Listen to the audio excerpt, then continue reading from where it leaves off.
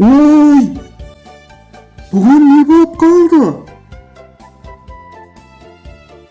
Қане, қосыл! Ой! Енді не істесем болады екен? Сәлем, Зерек. Қалың қалай? Не болып қалды?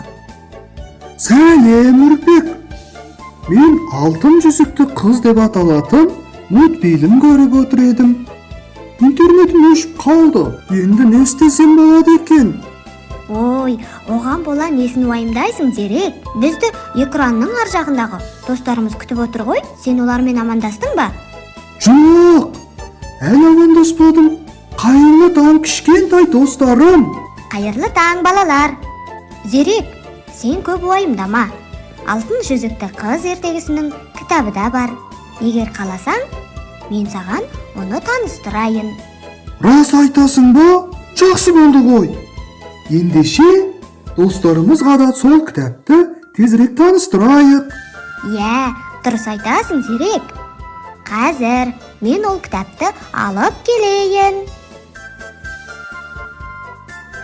Міне. Ертеде бір ханның алтын жүзікті қызы болады. Ол өзінің алтын сақинасын жоғалтып алады. Оның бір ағасы мен бір сіңілісі болады.